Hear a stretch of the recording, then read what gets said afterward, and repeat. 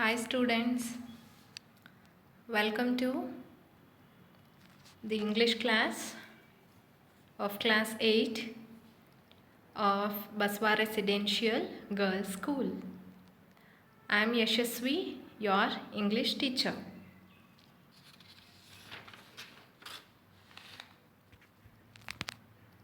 Today's class will be about the first lesson under prose section, the heavenly parasol. I will be taking the prose section of your English textbook.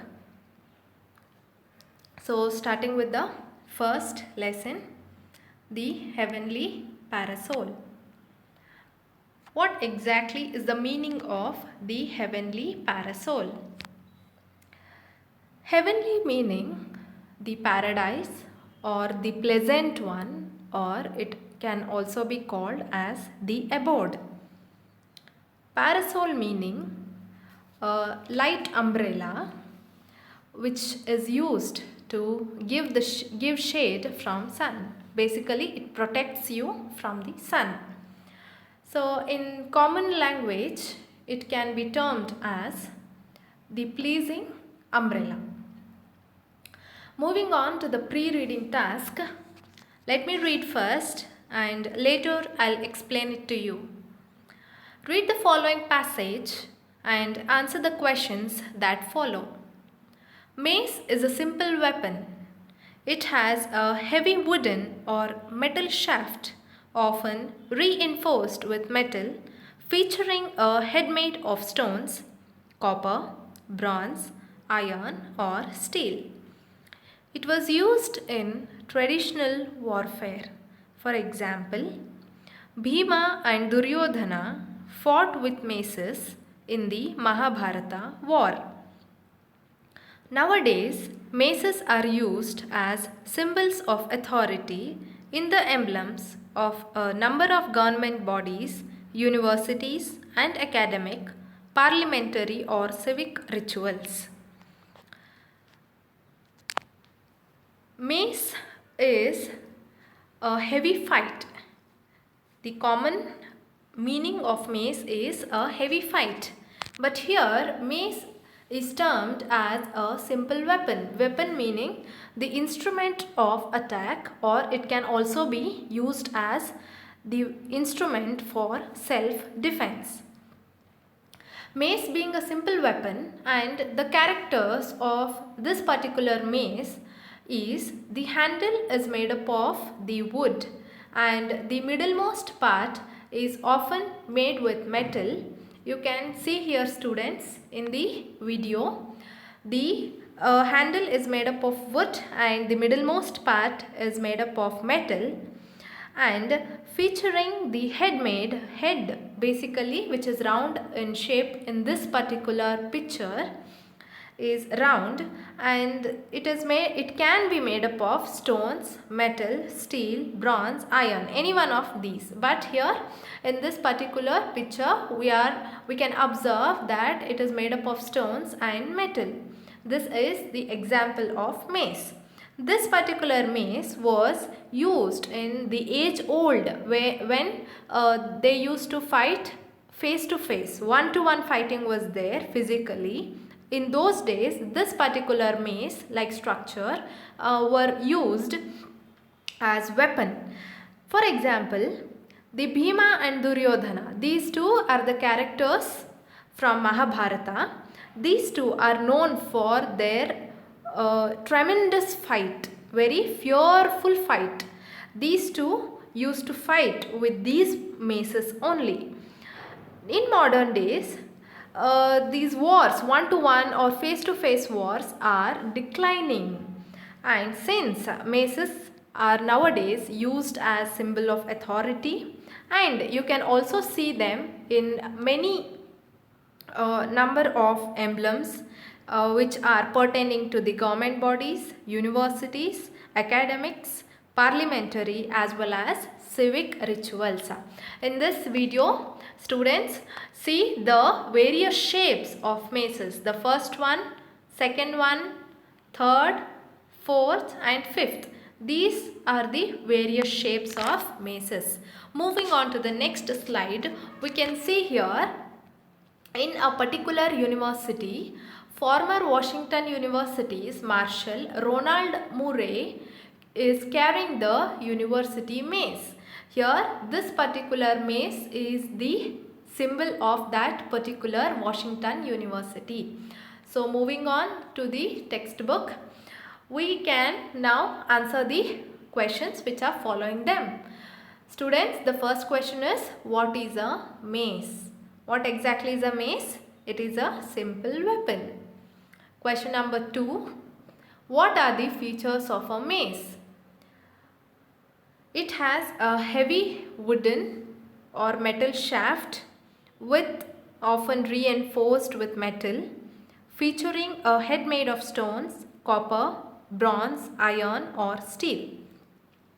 This is the answer of your second question. Moving on to the third. What are the uses of a mace? Uses of mace are of two types here. Let me answer it. It was used in traditional warfare.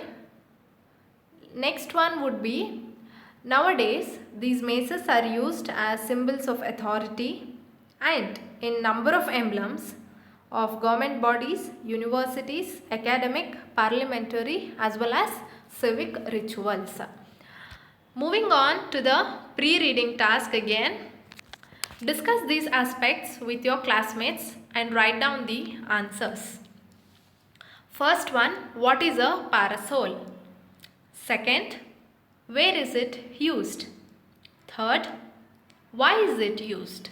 Students, before answering these questions, let us read the lesson, understand it. Later on, we can answer these questions.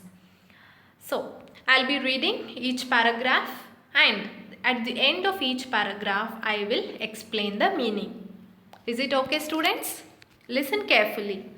Read the following story and appreciate the importance of a parasol. First one. Moving on to the first para. There was once a beautiful princess in the town of Pragyotisha called Amrita Prabha.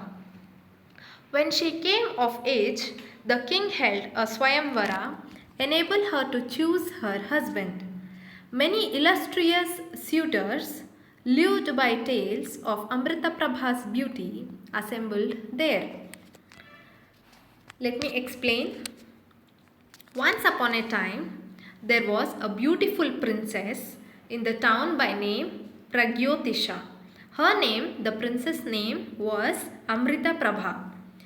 When she was at the age of her wedding, the king meaning the father of the princess, held Swayamvara. What is Swayamvara? It was basically a method of choosing one's husband. There would be a number of sports to test the bravery, courage and the wisdom of the prince, so that once they are married, once they win the particular Swayamvara, the princess can be married to that particular prince. So this exactly is the Swayamvara. So same like that, when Amrita Prabha was of her wedding age, the king held a Swayamvara for her as a chance to choose her husband. When the Swayamvara was called, many princes from all over the parts nearby had come there.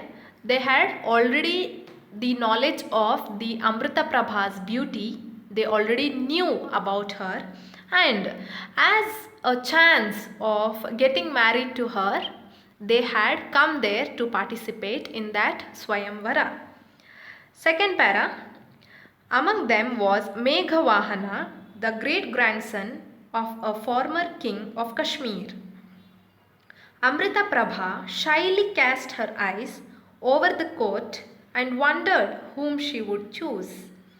To Meghavahana's surprise, the princess stopped before him and put the garland around his neck. He rose to his feet, unable to contain his joy. Students, among the princes who were gathered there to participate in Swayamvara, among them was one Meghavahana. Who was he? He was the grandson of a former king of Kashmir. So when Amrita Prabha was sitting, she just shyly looked at the court. She looked all over the court. There were many princes who had come from various kingdoms, and she was surprised, like she was wondering, whom should I choose as my husband?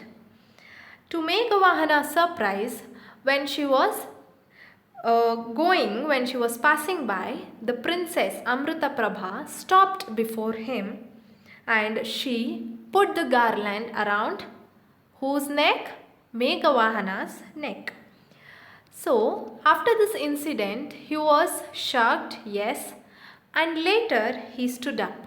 He stood up, he rose to his feet, meaning he stood up, and he was unable to contain his joy, meaning his happiness was knew no bounds.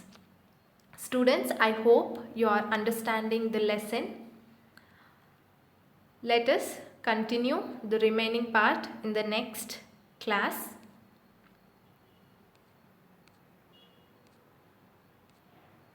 Thank you.